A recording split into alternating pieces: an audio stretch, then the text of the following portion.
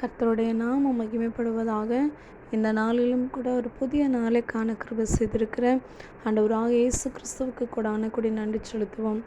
இந்த நாளிலும் கூட ஜீவனை கொடுத்து ஆயுசு நாட்களை கூட்டி கொடுத்து இந்த ஒரு புதிய நாளிலும் கூட ஆண்டவருடைய வார்த்தையை கேட்கும்படியாய் தேவன் செய்த பெரிய கிருபைகளுக்காய் கொடான கொடி நன்றி செலுத்துவோம்.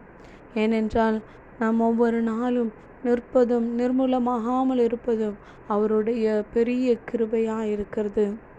இந்த நாளிலும் கூட கர்த்தர் நம்மளோடு கூட பேசுகிற வார்த்தை சங்கீதம் 94:18 இப்படி சொல்லுகிறது: கர்த்தாவே, உமது கிருபை என்னை தாங்குகிறது.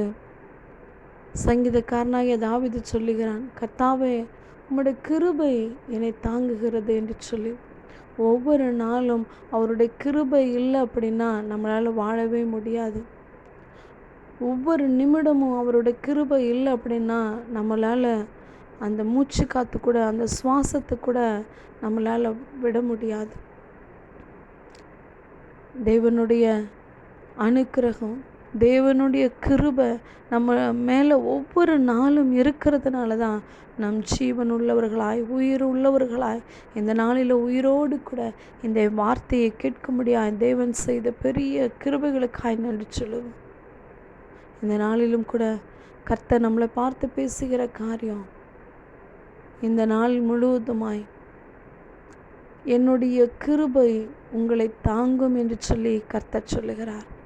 அவருடைய கிருபை, ஆண்டவராக இயேசு கிறிஸ்துவினுடைய கிருபை இந்த நாள் முழுவதுமாய் தாங்கும் என்று சொல்லி கர்த்தர் சொல்லுகிறார்.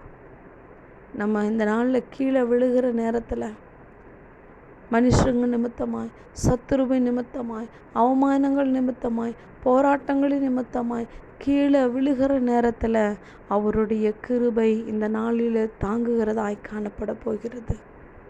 வேதத்தில் பார்க்கிறோம், நோவாவுக்கோ கர்த்தருடைய கண்களிலிருந்து கிருபை கிடைத்தது என்று சொல்லி. நோவா கர்த்தருடைய வார்த்தைக்கு கீழ்ப்படிந்ததுனால நோவாவுக்கு கர்த்தருடைய கண்களிலிருந்து கிருபை கிடைத்தது. அப்போது இந்த நாளில் கர்த்தர் நம்மளை பார்த்து சொல்கிறார், உமது கிருபை என்னை தாங்குகிறது என்று சொல்லி அந்த நாளில் தாவீது சொன்னான். இன்னைக்கு கர்த்தர் நம்மளை பார்த்து சொல்கிறாரு, என்னுடைய கிருபை இந்த நாளில் உங்களை தாங்கும் என்று சொல்லி. அப்போ அவர் கிருபை நம்மளை தாங்கணும் அப்படின்னா நம்ம முதலாவது நோவாவை போல கீழ்ப்படுகிறவர்களாய் காணப்படணும். கீழ்ப்படிந்தால் மாத்திரம்தான் அவருடைய கிருபை நம்மளை தாங்கும். நோவா பார்க்காத காணாத அந்த மழையை குறித்து கர்த்தருடைய வார்த்தைக்கு செவி கொடுத்து கீழ்ப்படிந்து அவன் ஜனங்களுக்கு எத்தனையோ முறை சொன்னான், அந்த ஜனங்கள் கீழ்ப்படியலை. ஆனாலும் நோவா கர்த்தருடைய வார்த்தைக்கு கீழ்ப்படிந்து அவர் சொன்ன பிரகாரம் பேழையெல்லாம் செய்து முடித்ததுனால, அவருடைய வார்த்தைக்கு கீழ்ப்படிந்ததுனால நோவாவுக்கோ கர்த்தருடைய கண்களிலிருந்து கிருபை கிடைத்தது. நோவா ஒரு மனுஷனுக்கு கிடைத்தாலும் அந்த கிருபை அவன் குடும்பம் முழுவதுமாய் தாங்கினது.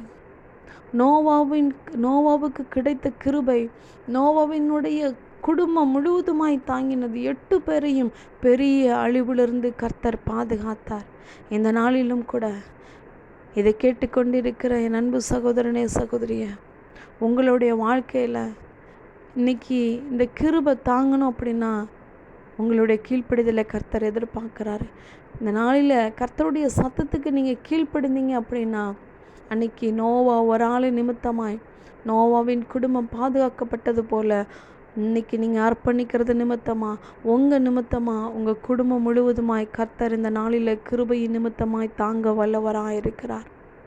யோசேப்பை பார்க்கிறோம், அவன் சிறைச்சாலையில் அடைக்கப்பட்ட பொழுது யோசேப்போடு கூட கர்த்தர் இருந்தார்.